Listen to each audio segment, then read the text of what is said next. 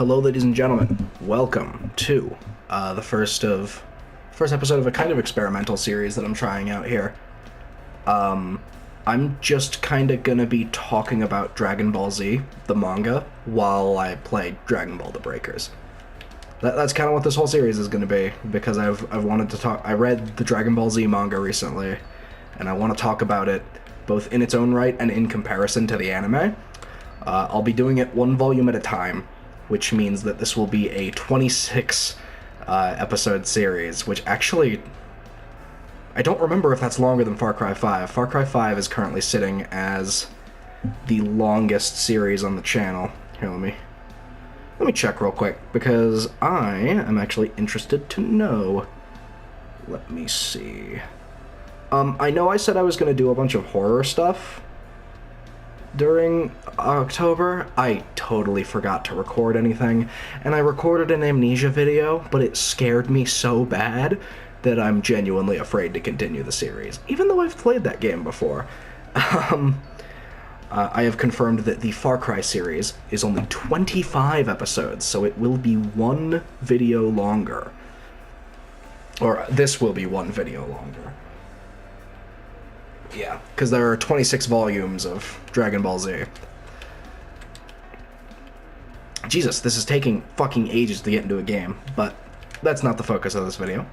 Anyway, so, Volume 1 starts, it states that it's 5 years after Dragon Ball, the original series, which I have not read or watched, I have to admit, because I was just like, wow, I don't want to watch this, because I've heard that it's not very good anyway. I've heard it's more of a fantasy series, which is cool, you know? But I like the more sci-fi aspects of Dragon Ball, personally, with all the space aliens and shit. So yeah, it states pretty early on that it's 5 years after Dragon Ball, and the first thing that ever happens is this weird pod falls out of the sky. And when the pod falls out of the sky, it lands on a farm, and it catches the attention of the farmer who owns that farm. I'm gonna reset the matchmaking here because it's taking forever.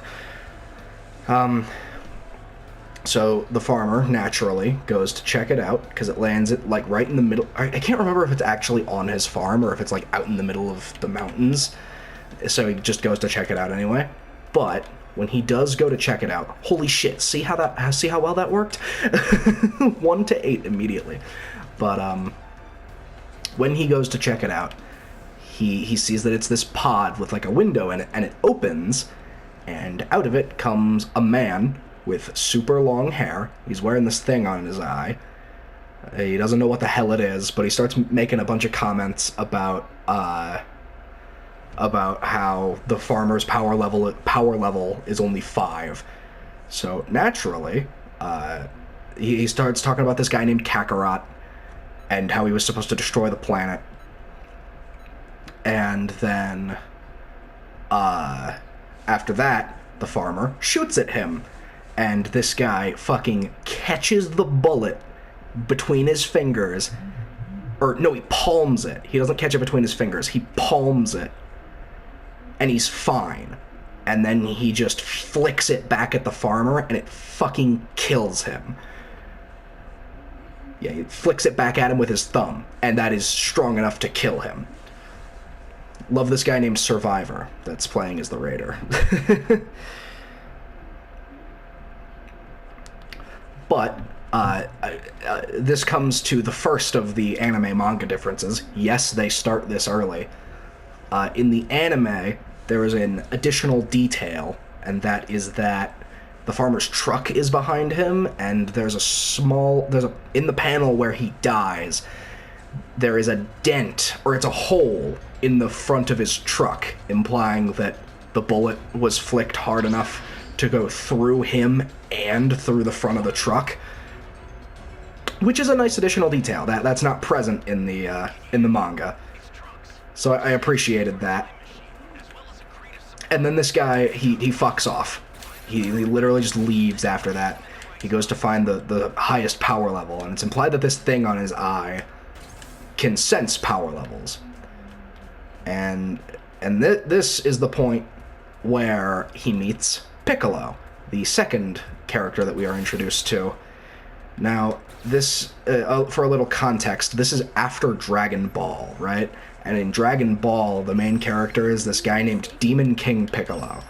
Now, at the end... At the end of Dragon Ball, the original series, Goku kills King Piccolo.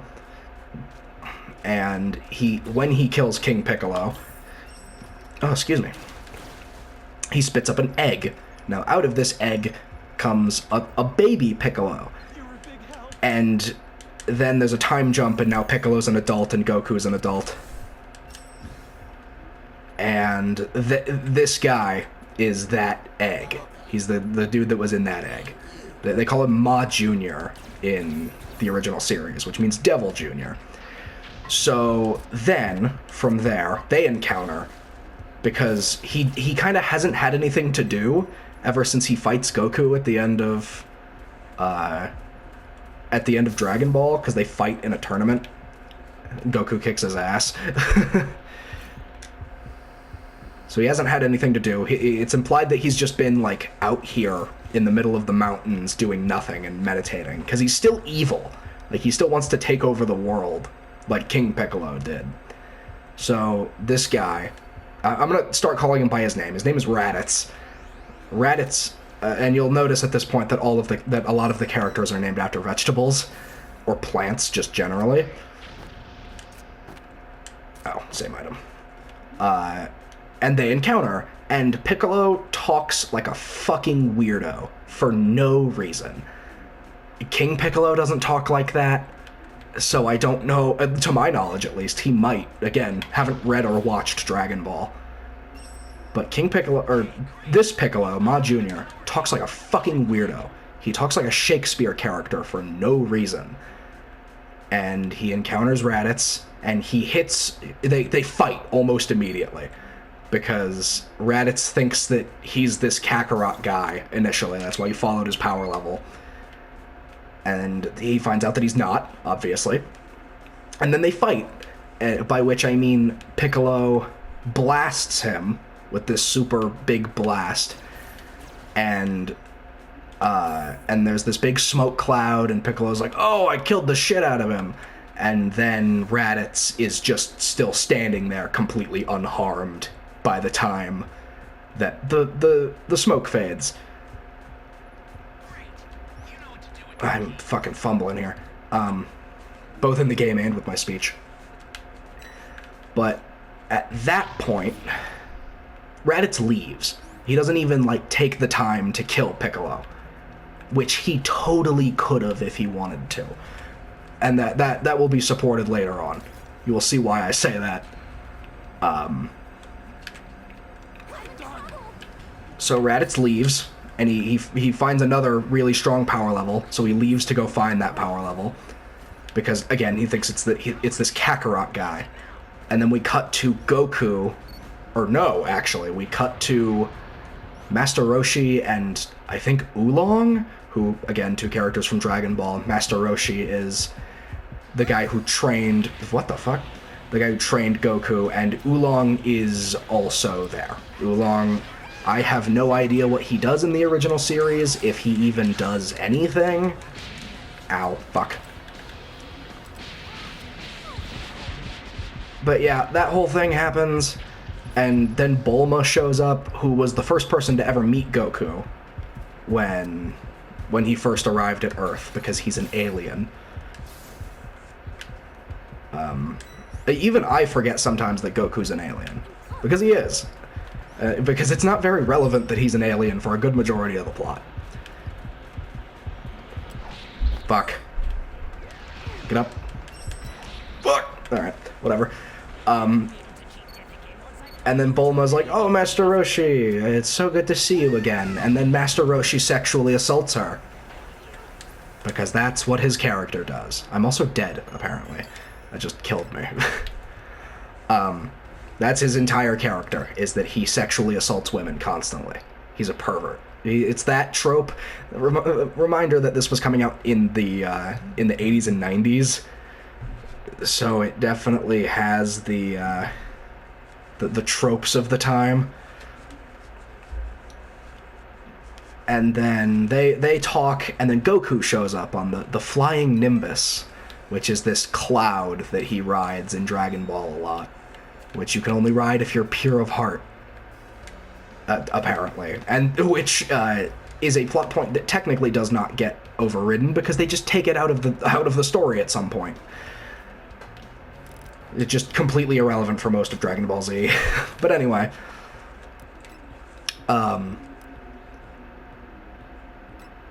Oh shit, I didn't realize that I couldn't... Oh, it's just because I don't have enough of the stuff. Alright. And then Goku shows up, and he meets Bulma and Roshi and Krillin, who is another character that was in Dragon Ball. They trained together under Master Roshi. Krillin dies at some point in Dragon Ball, but they bring him back with the Dragon Balls so that he's alive again. And they talk, they catch up, and then Goku introduces his son, Gohan, because off-screen in the 5-year time jump between Dragon Ball and Dragon Ball Z, at the very end of Dragon Ball, Goku and his wife, and this girl Chi-Chi, get married. And then it's implied that off-screen they have Gohan, and now Gohan is 5 years old. And then everybody's like, whoa, what the fuck, you have a kid? Why? And he's just like, oh, I have a kid now. And it's kind of just glossed over that he has a kid. And then Raditz shows up, and Raditz is like, oh, Kakarot, what the fuck are you doing? And Goku has no idea what he's talking about, because he's been going by Goku this entire time. Goku is like his human name. His Saiyan name is Kakarot, which is the race that him and Raditz are. Raditz is like, oh, you were supposed to destroy the entire planet, and you haven't done that. And then they go over how he didn't do that because he hit his head or some shit. And because Saiyans are supposed to just like go to a planet, and then they see the full moon, and they turn into a big monkey, and then they destroy the entire planet. Which is something that happens in Dragon Ball. Goku sees the full moon, and he turns into a big ape, and he accidentally kills his grandpa, whose name is Gohan. Hence why Gohan is named that. Not grandpa by blood, he's just like an old man that finds him after he crash lands in his Saiyan pod. And then Raditz is like, oh, you must have hit your head when you were a kid. And then Roshi gives this fucking exposition about like, oh yeah, your grandpa Gohan found you and you were really aggressive or whatever. And then Raditz sees that he doesn't have a tail, and Goku is like, oh yeah, I had it cut off a while ago. And Raditz really, really doesn't like that for some reason. He's like more offended by it than anything else that they've been over so far. And then Raditz reveals during this conversation that he's Goku's brother, which is true. That is not like a bluff. He is Goku's brother by blood. Which is confirmed canonically later on. Which it was never really in any doubt at all. It's never implied that he's lying about that. But then Krillin gets really mad about all this. He's like, oh, stop harassing us. So he tries to go fight Raditz, and Raditz knees him, or no, he doesn't knee him in the face. He slaps him with his tail. He fucking slaps him with his tail, and it sends him flying into the side of Roshi's house. And it, like, puts him out of commission for the rest of that encounter. So then Goku tries to fight Raditz. Raditz, once again, fucking folds him. Just, like, I think he knees him in the chest or the stomach, and it takes him down. And he's, like, down for a good period.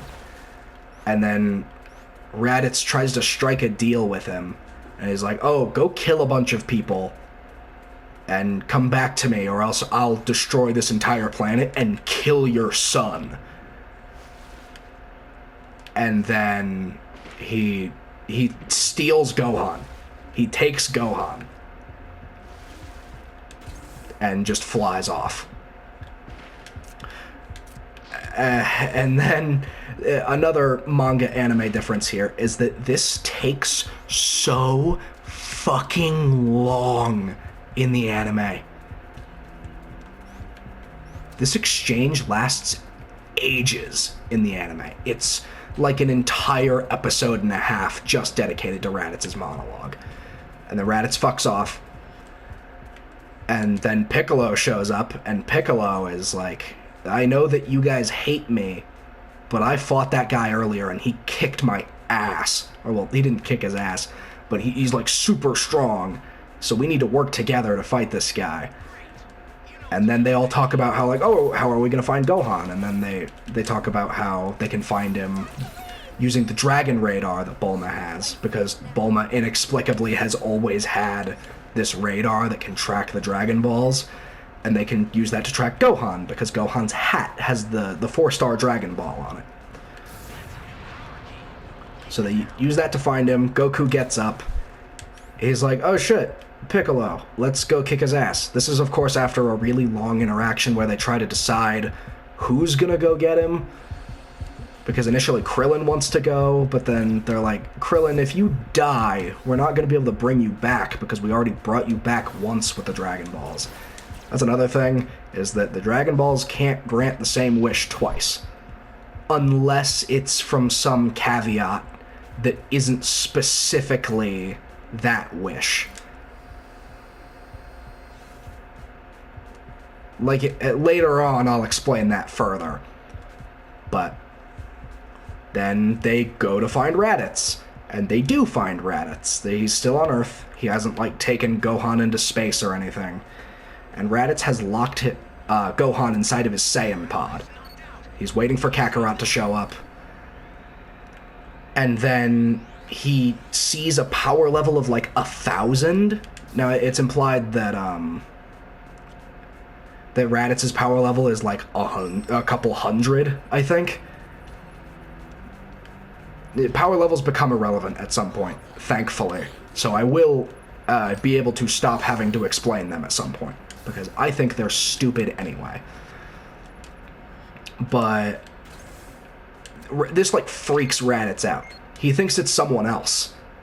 Or he thinks it's, like, Goku or something. And then he turns around, and he finds out that it's that the power level he's seeing is coming out of the Saiyan pod behind him, which is where Gohan is. Reminder that Gohan is 5 years old.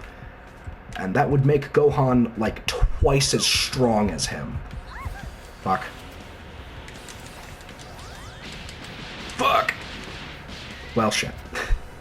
It was fun while it lasted. Since you're being... Fuck! So then after that, he sees Piccolo and Goku showing up. They show up, they exchange some words. Raditz is like, oh, you're that green fuck that I fought earlier. And then the fight starts after some more exposition or some shit, I can't remember. And they start fighting Raditz, and Raditz kicks their asses. This fight starts... They're both, like, trying to tag team Raditz. He's fucking zipping and zooming around them. And then, at some point, Piccolo is like, hey, Goku, I came up with a new maneuver for when I was gonna kill you with. And he's, like, a little disappointed that he doesn't get to try it on Goku first.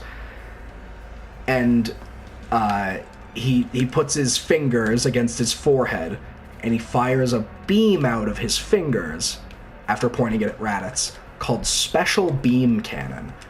Now, this is not what the move is originally called. The original name of it is Makenko Sapo, which I think they call it that in the manga. Most of the manga refers to people by their Japanese names, and all of the moves by their Japanese names.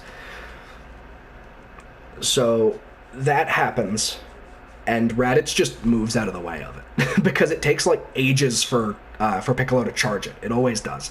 Every time he fires it, it takes fucking forever. At least during the initial sagas. Throughout most of Dragon Ball Z, every time he uses it. He only uses it like 3 or 4 times anyway, throughout Dragon Ball Z. And Piccolo makes some kind of comment about how he moved at the speed of sound, or the speed of light. Despite the fact that he just, like, moved 5 feet out of the way. Because some shit, that's something that you'll notice about this series too, is that it doesn't make any fucking sense 99% of the time. And when it does, it still doesn't. But then Raditz continues to kick their asses. He uses this beam that he fires out of both hands, and he starts spinning around and shit. At least I think they use that in the manga as well. I know they use it in the anime. He calls it Double Sunday in the anime, which is such a stupid name. Like AY Sunday, not AE Sunday. And then after he has sufficiently kicked Goku and Piccolo's asses, Goku manages to grab his tail, which is like a weakness that Saiyans have. Saiyans' weak spots are their tails. So that like stuns Raditz for a good bit. And then in probably one of the stupidest interactions of the entire series, but also a good defining character point for Goku, Raditz is like, please let me go, please. You wouldn't do this to your own brother, would you? Even though he just kidnapped his son and tried to kill both of them. And then Goku does. He lets him go. While Piccolo is charging Special Beam Cannon again. He fucking lets him go. And he's like, and then Piccolo is rightfully like, what the fuck, dude? What is wrong with you? Why would you do that? And then Raditz continues to kick his ass. He, like, breaks his ribs. He steps on him a shitload, and it breaks his ribs. It is explicitly stated that he breaks Goku's ribs. And then the power level starts rising inside of the Saiyan pod again, which freaks Raditz out. This little thing that he has on his face, he still has it on his face. It's called a scouter. So it, like, freaks him the fuck out. And then Gohan bursts out of the Saiyan pod and headbutts Raditz in the chest. And it, like, stuns him for a good 10-20 seconds. Like, this headbutt cracks his armor. It, like, causes parts of his armor to fall away. This Saiyan armor, which is supposed to be super powerful, like, super thick, it's elastic as fuck for when Saiyans turn into apes, so that they can keep their armor. It's meant to be implied that this armor is super fucking strong. So it means a lot that Gohan was able to break it. And then after that, after they stun Raditz, Goku grabs him from behind. He, like, bars his arms, and he stops him from moving. And while Raditz is struggling, Goku is like, hey, Piccolo, fire Special Beam Cannon at him while I'm standing behind him, and kill both of us. Because that's the only way that we're gonna win the fight at this point. Oh, I forgot to mention, after Gohan headbutts Raditz, Raditz fucking knees him in the chest. Gohan is 5 years old. I don't like these. Why am I on this? And then Raditz is like, hey, let me the fuck go, asshole. And then Piccolo has some kind of monologue to himself about, like, oh, I get to kill both of you. This is working out really well for me. And then he fires Special Beam Cannon, and he fucking kills both of them. I shouldn't say that quite yet, because they're not dead yet. Goku dies kind of instantly. Like, it's a really violent sequence where there's, like, blood pouring out of their chests, and they're coughing up blood and shit. And Goku essentially dies instantly. But Raditz is still alive a little bit. Raditz is like, oh, no, you killed me, but you had to kill him too. And then Piccolo makes some kind of comment about, like, oh, we can just wish him back with the Dragon Balls. And Raditz is like, haha, dumbass, you shouldn't have said that, because I'm transmitting this frequency back to two of my allies who are, like, way stronger than me, and now they know about these Dragon Balls that you're talking about. And, of course, that freaks Piccolo out, but he doesn't really... Sick. Really cool. Thank you, game. He doesn't make too much of a fuss about it. It doesn't seem like it really phases him all that much. Or it does. I shouldn't say that it doesn't phase him, because it freaks him out a bit. Fuck. And then Piccolo leaves. He takes Gohan. He leaves and he takes Gohan with him. Because he's gonna... That's right, I remember now. I shouldn't say that it doesn't phase him, because it definitely does. He takes Gohan to go train him for when these other two Saiyans show up. Because they're supposedly, like, way stronger than Raditz is. So he steals Gohan to go train him, and then all of the others show up after they're both dead. And everyone's like, oh, or no, I got this out of order. Piccolo is still there when they show up, and he makes some kind of comment about leaving to train Gohan. And then they find out that Goku's body is gone by then, and Piccolo's like, oh, Kami must have taken him. Which, if you didn't watch Dragon Ball, you have no idea who that is. Kami is God, essentially. Like, Kami means God. Excuse me. Kami means God in Japanese. It's the least subtle shit ever.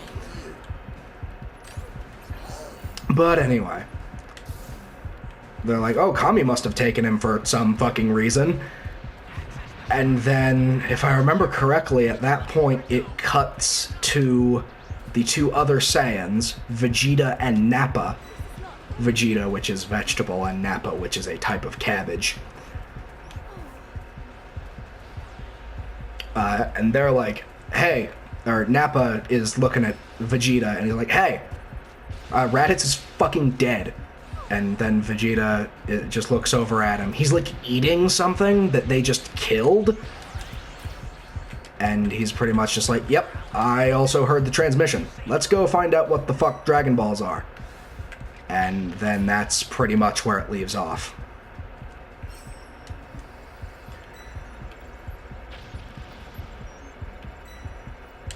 So that is Volume 1 of Dragon Ball Z. And the thing about that volume is that it's actually quite a bit shorter than the other ones. A lot of the Dragon Ball Z volumes are significantly longer than the one that we just talked about.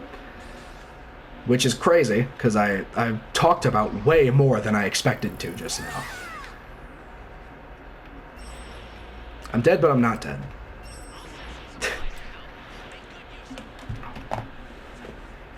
So... Another anime difference about this at the very end is that when they were making the anime, they didn't know...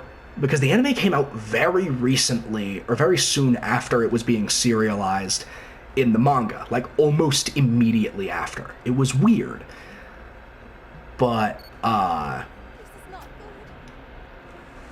so, they didn't know what the color schemes for Nappa and Vegeta were yet. So in the anime, Nappa has, like, grayish-blue Saiyan armor, and Vegeta has this hideous, awful color scheme where, like, his armor is orange and green. I think his gloves are red. His hair is fucking bright red, and it's hideous. I encourage you to look this up, because I cannot describe well enough how gross this Vegeta look is. Just look up, like, Vegeta alternate color scheme or some shit like that. You'll probably find it pretty easily. It's a hideous look. I hate it so much.